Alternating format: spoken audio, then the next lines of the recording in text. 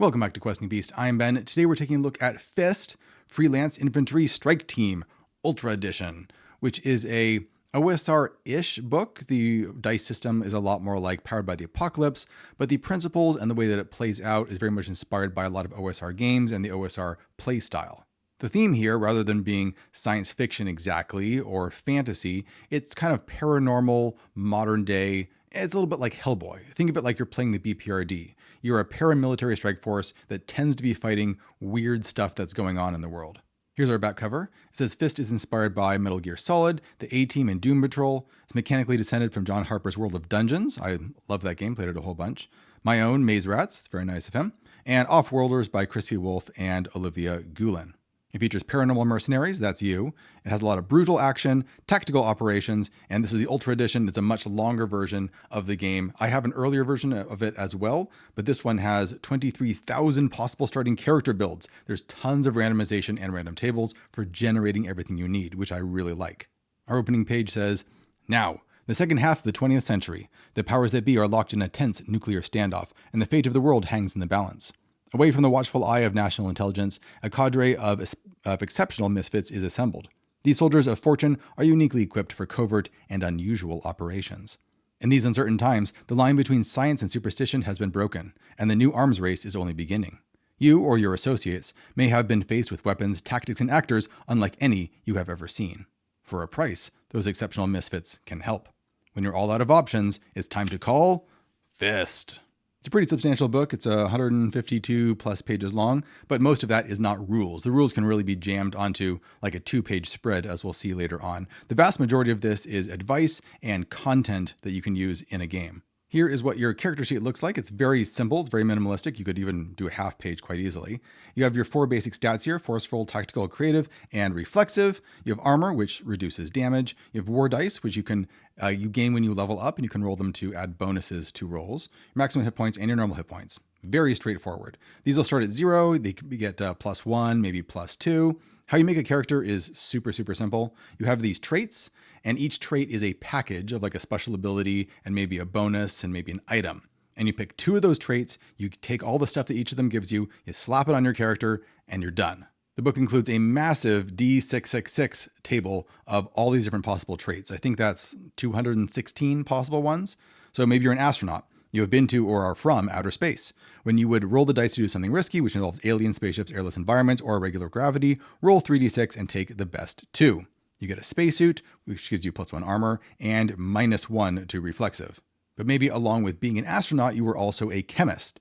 If you have a reasonable amount of prep time and complete safety, you can set up your portable lab and synthesize any common chemical such as isopropyl alcohol, lighter fluid, or chloroform.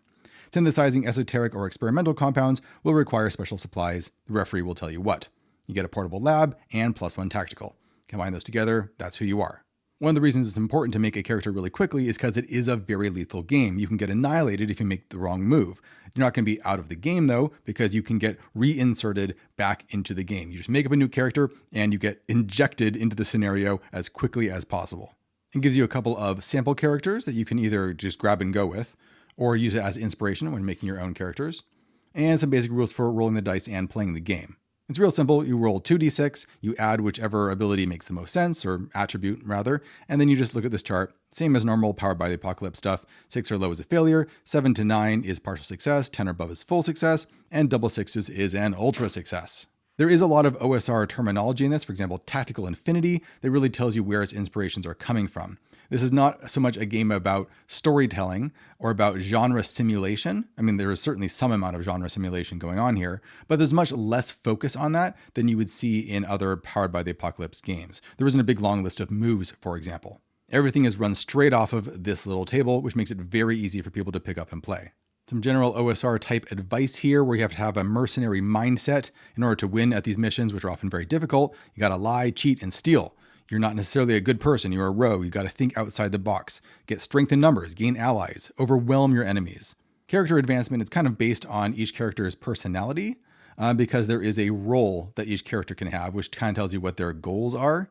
And if you fulfill that goal or fulfill that personality trait over the course of a mission, then you can level up and get an advancement. That's one way to do it. I'm not sure I would find that the most fun. I would probably just focus on whether you completed the mission or not. right? Take a mission, break it into a couple different, like a main objective and some sub objectives. And then as many of those as you get some XP, and you can use that to level up, to make things very much focused on accomplishing stuff rather than, portraying your character's personality. That's totally a taste thing though. This is very much an anti-canon book, which means that you're not supposed to take any of the world building portrayed in this book as gospel. It is your table, your rules. You should take this stuff as inspiration, but definitely remix stuff and make it the way you like it. Some GM advice, including that you're in charge of running the show, keep things moving, maintain the suspension of disbelief, be a fan of the characters, stuff we've seen in Powered by the Apocalypse books before. But that's mixed with OSR advice like don't hide important information, make rulings that make sense, don't pull your punches, and respond to the dice, look at all of your ideas through crosshairs. I've never totally understood what that meant, or rather it's just kind of an odd way of phrasing it. But above all else, follow the rule of fun over the rules as written. I think the principle here is not so much to just ignore rules entirely, but to really realize that the rules are yours and they're your tables, and you should be able to tailor the rules to fit the sort of thing that you like. One of the principles I really like here is when it talks about using agency and how agency is extremely important in this kind of game. If you're really directing the players to do what you want them to do, you're putting them on railroads, then that's going to take them out of the adventure. They're not going to feel immersed in the world. Rather than putting up invisible walls where you don't want them to go, use real consequences. If they do crazy stuff that you didn't expect, then the world is going to react and they're going to feel that. Some solid advice on making missions, especially when you are creating situations rather than plots, which is important OSR advice from Justin Alexander. When you're creating these scenarios, you're creating volatile situations that can fall in a whole bunch of different ways, like dominoes, and you don't know which way it's going to go, and you as a game master are experiencing that alongside the players. In a game like this, one of the things you want to focus on is having tactics and espionage and action. You don't necessarily have to have all three, but those are three types of play styles that would fit with this kind of paranormal mercenary theme that we have going on. Some players are going to be big planners, and they're going to want to try and figure out the best way to do things. Some players want to be sneakers and sneak around behind the scenes and go through the vents, and other people want to go in with guns blazing. A good scenario has loops, has lots of different ways that you can get from one place to another, both you and your enemies. It's not good to have a situation where a scenario is one long string of corridors or scenes, for example. And you also want to have challenges and opportunities and some randomness to keep everyone on their toes. There's a couple of example missions right here so that you can see how they would be put together, what they might look like. They're really short. They're usually just 1 or 2 pages, which is often all you really need, since I think the goal of this game is to be very episodic. You jump in, you play through a mission, and then at the end of the mission, the session is over, and you play another one next week. You can connect these together to make a longer storyline if you want, but you don't necessarily have to do that. One really nice thing is the game doesn't just encourage you to modify the rules, it actually gives you concrete advice for how to make new elements of it and how to add on your own rules, your own traits, your own special abilities, and things like that. As I mentioned before, there's a big index of traits here, like 216 of them. So you could be a recruit or a pirate, or you have mobility special abilities or a mimic. You could be good at jinxing people, a heavyweight. You have the ability to be a chemist or have charm. You could have a buddy. Lots of different possibilities right here, especially if you're mixing up 2 of them and combining them together. You're going to have every squad be wildly different. The roles index is a bit shorter, it's just D66, and it describes how you're going to advance. So for example, maybe you're the Maverick. Describe the moment you lost your faith in everyone else. Advance if you did something during a mission that no one else did in a way that no one will ever forget. Most of the rest of the book is the intelligence matrix, which is just content. It's like half the book, which is awesome. There's a 2-page rule summary. This would be really great to just copy and print out. You can hand it to players and they can do rules reference very quickly. A whole bunch of optional rules that you could easily throw in there if you want to. For example, adding in strict initiative. By default, this uses Powered by the Apocalypse. The game master says who goes next kind of initiative, but you can easily add in more traditional stuff if you want that. If you want traditional XP for when you advance, no problem. We have that right here. Big generator for creating missions. Let's create one right now. Perhaps the dossier says a national space agency is trying to mutate humans or animals, which will create waves of refugees, but the enemy is splintering into several sub-factions. Or how about another one? An outlandish cult lay siege to a city, which will make them filthy rich, but a superhero aims to stop them. Your main enemies in this is Cyclops, which is kind of like the Illuminati. They're the force behind everyone. The puppet master is pulling the strings, trying to keep the world in the status quo that you're trying to disrupt. There's a big table here of possible rumors where Cyclops may have come from. Any of these could be true. All of them could be true. It's really up to you. Lots of different weapons and armor with different tags, like it's a ritual weapon or a prototype weapon. So plenty of ways to modify stuff. We have gear, different gadgets you could have, like a dissolving ammunition. Shoot someone and then people won't be able to tell what killed them because the bullet is gone, or at least you can't trace the bullet. We got tables and a device for vehicles, for bases. You got enemies, there's NPCs, hazards, traps, collectibles, bosses, civilians, celebrities, scientists, politicians. It goes on page after page. Fantastic stuff. This is going to help enormously when it comes to doing prep, because you can just turn to the page that you want and roll up a whole bunch of weird options and decide if you like them or not. You can easily modify them. What else do we have here? Battlefields, there's whole cities, nature, rooms, structures, zones, artifacts, yada, yada, yada. This is exactly what I like in role-playing game design. I like seeing stuff that you can put into your game. It's weird to me how many role-playing games don't include stuff to put in the game, which seems like the hardest part of running a role-playing game. By and large, game masters don't need more rules, they need stuff for the players to interact with. There's a nice big monster manual of sorts at the back of the book, anything from an amateur terrorist to a bug hog or a cyclops specialist. They all have nice compact stat blocks. For example, a bounty hunter, 4 hit points, 1 or 2 appear, and choke 6. The choke score is like something that they would do if really backed into a corner. So if you roll a 6 on a d6, then they would give up on the bounty. A quick loadout of what they have. This guy has a sniper rifle, bulletproof vest, 10-gallon cowboy hat, an Impala car, and a mustache, mirrored aviators, and a plaid flannel shirt. Perfect.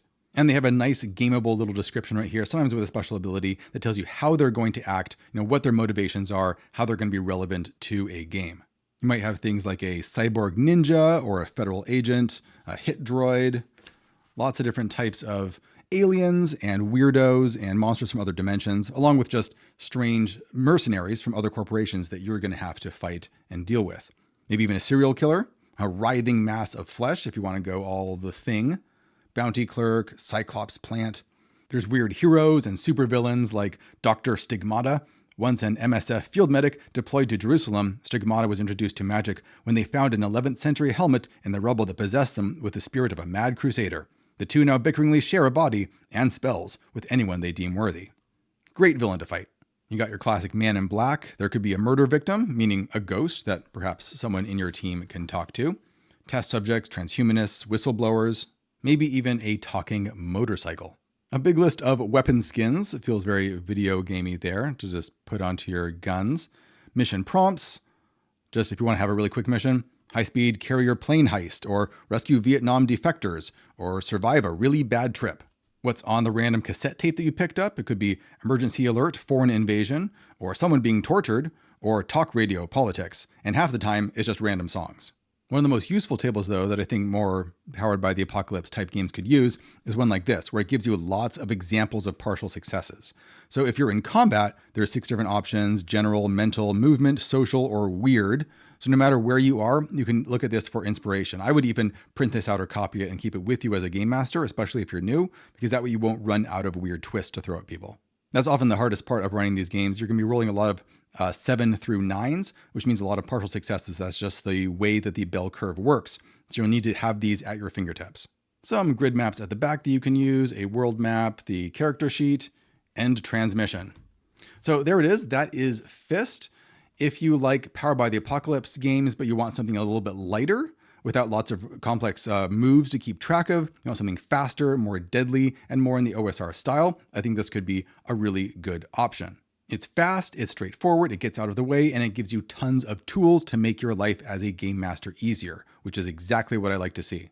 As usual, I will put links in the description below where you can pick this up in PDF or print form. And remember to subscribe to the channel and check out the Questing Beast newsletter if you want to hear all of my thoughts on things that are happening in the OSR and role-playing game spheres every month. It's completely free. All right, thanks for watching, everybody, and I will see you next time.